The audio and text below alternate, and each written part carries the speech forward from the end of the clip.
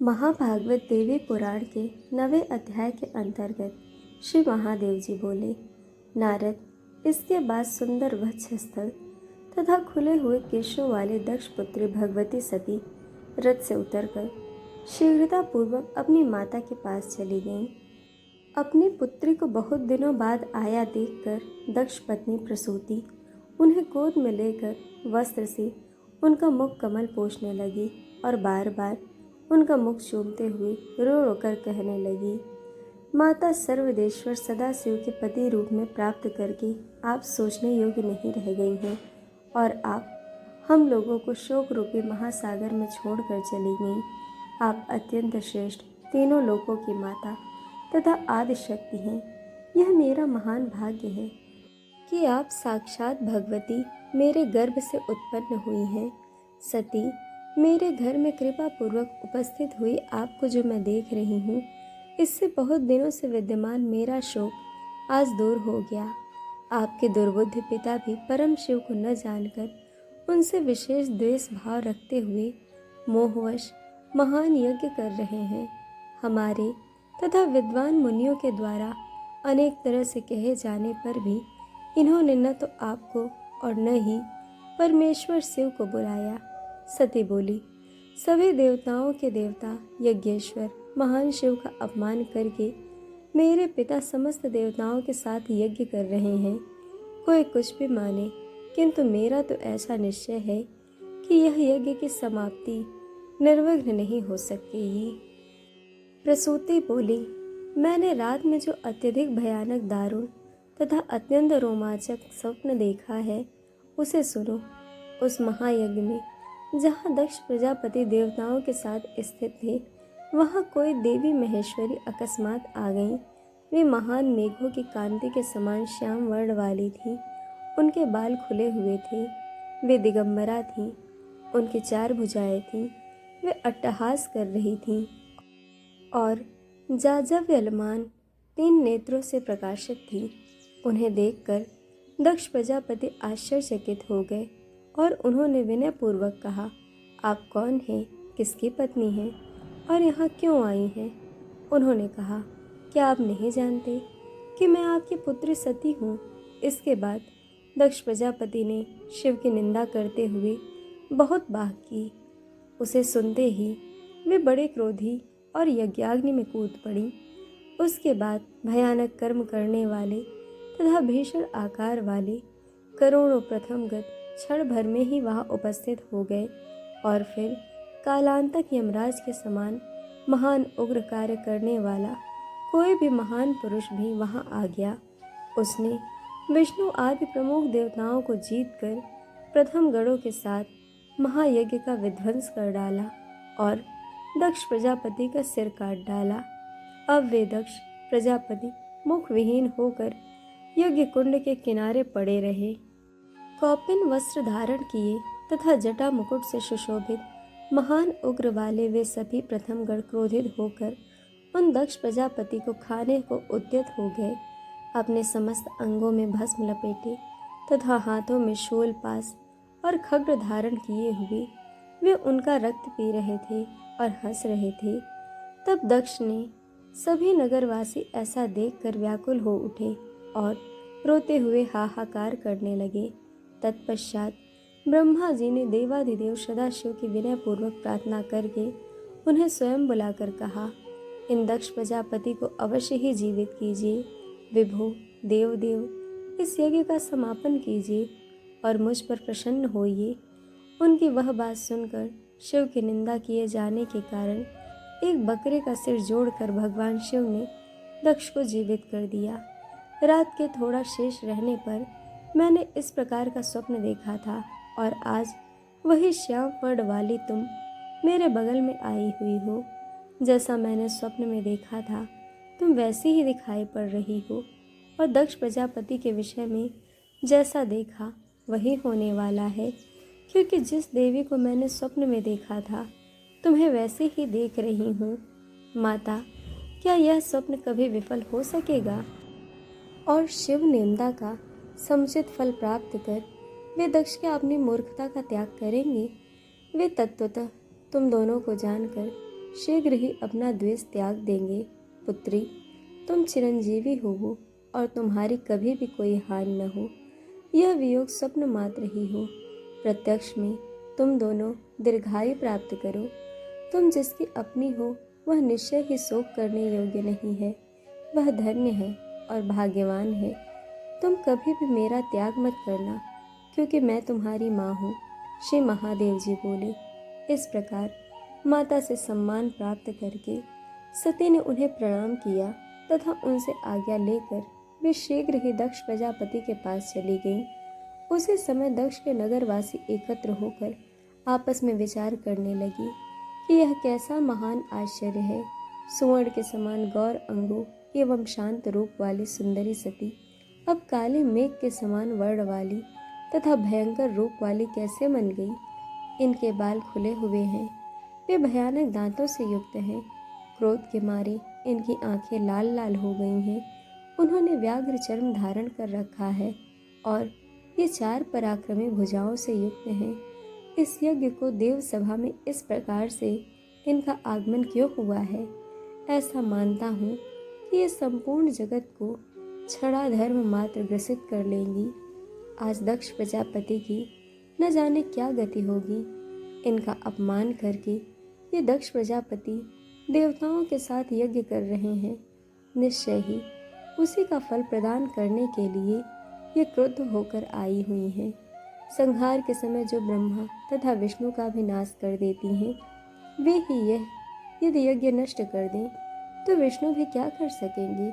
इसके बाद यज्ञशाला में आकर सती ने भगवान शिव के विद्वेष जनित हर्ष से परिपूर्ण उस दक्ष प्रजापति को देखा। उन सती को देखते ही हव्य के भोक्ता देवता, ऋषि, बृहस्पति तथा अन्य देवगण भी भय से कांपने लगे। सभी देवता तथा महात्मागण अपना अपना कार्य छोड़कर पट पर अंकित चित्र की भांति स्थिर दृष्टि से उन पराशक्ति को देखने लगे। कुछ देवताओं ने दक्ष के भय से उस संहार कारिणी भगवती काली को प्रत्यक्ष प्रणाम कर लिया। तत्पश्चात दक्ष प्रजापति ने पूर्वोक्त स्थिति वाले उन लोगों को देखकर सभी दिशाओं में दृष्टिपात करते हुए चारों ओर देखा। तदनंतर दक्ष प्रजापति ने क्रोध से दीप्त नेत्रों वाली, खुले बाल वाली, वस्त्र रहित तथा काले धुएं से निर्मित अंजन समूह की कांति वाली उन भगवती काली को देखा। दक्ष बोले, तुम कौन हो, किसकी पुत्री हो तथा किसकी पत्नी हो? इस तरह निर्लज्ज होकर यहाँ क्यों आई हो? तुम तो सती की तरह दिखाई पड़ रही हो। पुत्री, क्या तुम मेरी पुत्री सती ही हो और शिव के घर से यहाँ आई हो? सती बोली, पिताजी, क्या आप अपनी इस पुत्री सती को नहीं पहचानते? आप मेरे पिता हैं और मैं आपकी पुत्री हूँ। आप पिता को मैं प्रणाम करती हूँ। दक्ष बोले, माता सती इस तरह कृष्ण वर्ण की कैसे हो गई? आप तो पहले मेरे घर में स्वर्ण के समान अंगों वाली थीं। आपकी कांति शरतकालीन चंद्रमा के समान थी और आप दिव्य वस्त्र धारण किए रहती थीं। वहीं आप आज निर्वस्त्र होकर मेरी सभा में क्यों आई हुई हैं? आप इस तरह खुले बालों तथा भयानक नेत्रों वाली क्यों हो गई हैं? क्या अयोग्य पति पाने के कारण आप इस दशा को प्राप्त हैं? मैंने अपने यज्ञ महोत्सव में तुम्हें नहीं बुलाया। इसका कारण तुम्हारा शिव पत्नी होना है, न कि तुम्हारे प्रति हमारे स्नेह आदि का अभाव। तुमने अच्छा किया जो स्वयं ही यहाँ चली आई। तुम्हारे लिए वस्त्र, आभूषण आदि रखे हुए हैं, वह सब तुम ले लो। त्रैलोक्य सुंदरी पुत्री सती, तुम मेरे प्राण के समान प्रिय हो। सुंदर नेत्रों वाली अयोग्य शंकर को पति रूप में पाकर तुम बहुत ही दुखित हो। शिव के प्रति दक्ष के द्वारा कहा गया यह निंदा से परिपूर्ण वचन सुनकर क्रोध से प्रज्वलित समस्त अंगों वाली वे सती सोचने लगी कि मैं मात्र आधे क्षण में सभी देवताओं तथा यज्ञ सहित अपने पिता को जलाकर राख कर सकती हूँ, किंतु पितृ हत्या के भय से वैसा नहीं करूँगी। अपितु देवताओं के सहित इन्हें मोहित कर दे रही हूँ।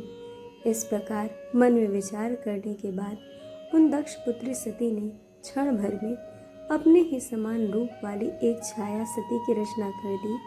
तब सती ने उस छाया सती से कहा, मेरी बात पर ध्यान दो, तुम मेरा एक काम कर दो, इस यज्ञ का विध्वंस कर डालो। सुलोचनी मेरे पिता के साथ बहुत प्रकार की बातें कर कर तथा उनके मुख से शिव के प्रति अपमानजनक वाक्य सुनकर क्रोध से प्रज्वलित शरीर वाली तुम यज्ञाग्नि में प्रवेश कर जाना। मैं इनकी पुत्री हूँ, इसी से गर्वित होकर यह दक्ष शिव की निंदा कर रहे हैं, इसीलिए तुम शीघ्र ही दक्ष के उस गर्व को चूर चूर कर दो। यज्ञाग्नि में तुम्हारे प्रविष्ट होने की बात सुनकर शोक से संतप्त हृदय वाले भगवान महेश्वर यहाँ निश्चित रूप से आएंगे और सभी देवताओं तथा यज्ञ की रक्षा करने के संलग्न विष्णु को पराजित करके यज्ञ को नष्ट कर देंगे और पिता का वध कर डालेंगे। छाया काली से ऐसा कहकर मुस्कान भरे मुख वाली महाकाली स्वयं अंतर्ध्यान होकर आकाश में स्थित हो गई। मुनिश्रेष्ठ, उस समय भेरी मृदंग और तुरही आदि बजने लगे, महोत्सव होने लगे और भारी पुष्प वर्षा होने लगी। उन देवी के निकट रहने पर भी उनकी माया से मोहित होने के कारण किसी देवता और महर्षि ने यह सब नहीं देखा। इसके बाद छाया सती ने क्रुद्ध होकर दक्ष प्रजापति से कहा, तुम अज्ञानवश देवाधिदेव सनातन शिव तथा मुझ सती की निंदा क्यों कर रहे हो? दुर्बुद्धि, यदि कल्याण चाहते हो तो अपनी वाणी पर नियंत्रण रखो, अन्यथा महामूर्ख, शिव की निंदा करने वाले तुम्हारी इस जीभ को मैं काट दूंगी। जो तुम देव सभा में बहुत काल से परमेश्वर शिव की निंदा करते रहे हो, उसका फल आज ही तुम्हें मिल जाएगा। ऐसा मुझे लगता है, जो मनुष्य संपूर्ण लोगों के एकमात्र कारण महाशिव की निंदा करता है, वे परमात्मा सदाशिव उसका सिर काट देते हैं। दक्ष बोले, अल्प बुद्धि वाली बालिकी, मेरे सामने ऐसी बात फिर मत बोलना। शमशान में रहने वाले उस दुराचारी को मैं जानता हूँ। दुर्मति, तुमने स्वयं ही अपनी बुद्धि से भूत गणों के अधिपति शिव को पति रूप में वर्ण किया है। अब उसी के पास जाकर अपने योग्य परम सुख प्राप्त कर रही हो। मैं प्रजापति दक्ष हूँ, ऐसा सभी देवताओं तथा देवियों को मालूम है। मेरे आगे तुम शिव की प्रशंसा क्यों कर रही हो, जिसे मैं सुन नहीं सकता? छाया सती बोली, दक्ष, मैं फिर कह रही हूँ कि यदि तुम अपना कल्याण चाहते हो तो पापी बुद्धि का त्याग कर दो और भक्तिपूर्वक भगवान सदाशिव की उपासना करो। यदि तुम पुनः अज्ञानवश परमात्मा शिव की निंदा करोगे तो वे शंभु निश्चित रूप से यज्ञ सहित तुम्हें नष्ट कर डालेंगे। दक्ष बोले, कुपुत्री, तुम बुरे चरित्र वाली हो, मेरे नेत्रों के सामने से हट जाओ। मेरे लिए तो तुम उसी समय मर गई हो जब तुमने शिव को पति रूप में प्राप्त किया था। तुम मुझे बार बार अपने पति रुद्र की याद क्यों दिला रही हो, जिससे कि मेरे अंदर स्थित क्रोधाग्नि भूसी की आग की तरह बढ़ती जा रही है। कुपुत्री, दुष्ट बुद्धि वाली, तुमने शिव को पति रूप में प्राप्त किया है, अतः तुम्हें देखने से मेरा शरीर शोकाग्नि में दग्ध हो रहा है। दूषित अंतःकरण वाली, तुम शीघ्र मेरी आंखों से दूर हो जाओ। मेरे समक्ष अपने पति का गुणगान मत करो। श्री महादेव जी बोले, नारद, दक्ष के ऐसा कहने पर उन भगवती छाया काली ने कोपाविष्ट होकर भयंकर रूप धारण कर लिया। उनके जालव्यमान 3 नेत्रों अत्यंत प्रकाशित थे। उनका मस्तक नक्षत्र लोक पहुँचा हुआ था। उनका मुख फैला हुआ था। पैरों तक लटकने वाले खुले हुए केश पास से वे सुशोभित हो रही थी। वे मध्याकालीन हजारों सूर्य की कांति से संपन्न थीं और प्रलय काल के बादलों के समान प्रतीत हो रही थीं। तत्पश्चात क्रोध से दीप्त अंगों वाली उन महेश्वरी ने बार बार अट्टहास करके गंभीर वाणी में दक्ष से कहा, मैं केवल आपकी आंखों से ही दूर नहीं हो जाऊंगी, अपितु आपसे उत्पन्न इस देह से भी अविलंब दूर हो जाऊंगी। इस प्रकार क्रोध से प्रदीप्त नेत्रों वाली छाया सती सभी देवताओं के देखते देखते यज्ञाग्नि में प्रवेश कर गईं। उसके बाद पृथ्वी हिलने लगी, महाप्रचंड वायु बहने लगी और सूर्य को भेद कर बड़े बड़े उल्कापिंड पृथ्वी तल पर गिरने लगी। सभी दिशाएं विक्षुब्ध हो उठीं, मेघ रक्त बरसाने लगे, समस्त देवतागण विकृत वर्ण वाले हो गए। यज्ञ कुंड की अग्नि बुझ गई और सियार तथा कुत्ते यज्ञ मंडप में रखी हवनीय सामग्री खाने लगे। इस प्रकार वह यज्ञ मंडप मात्र आधे ही क्षण में शमशान के रूप में परिवर्तित हो गया। इससे दक्ष प्रजापति का मुखमंडल मलिन हो गया और वे बार बार गहरी सांसें छोड़ने लगे। इसके बाद ब्राह्मणों ने जिस किसी तरह से फिर यज्ञ आरंभ किया। मुने भगवान शिव के भय से देवता अत्यंत घबराए हुए थे। सभी देवता तथा महर्षिगण आपस में कहने लगे कि यह अमंगलकारी बात क्षण भर में ही दूर तक फैल जाएगी और शिव जी आज ही सती के देह त्याग का समाचार सुन लेंगे। जगत का संहार करने वाले वे महाराज शंभु क्रुद्ध होकर न जाने किसका क्या कर डालेंगे, अथवा हो सकता है वे सृष्टि का ही लोप कर दें। इसके बाद मुनि श्रेष्ठ महर्षि नारद सभा के बीच से चुपचाप उठकर शीघ्रतापूर्वक कैलाश की ओर चल दिए। इस प्रकार श्री महाभागवत महापुराण के अंतर्गत श्री महादेव नारद संवाद में छाया सती अग्नि प्रवेश नामक नवा अध्याय पूर्ण हुआ। दोस्तों, कथा आपको कैसी लगी यह हमें कमेंट करके ज़रूर बताइएगा और चैनल को सब्सक्राइब, वीडियो को लाइक शेयर करना बिल्कुल मत भूलिएगा। वीडियो देखने के लिए आप सभी का बहुत बहुत धन्यवाद। जल्द मिलेंगे एक और नए वीडियो के साथ।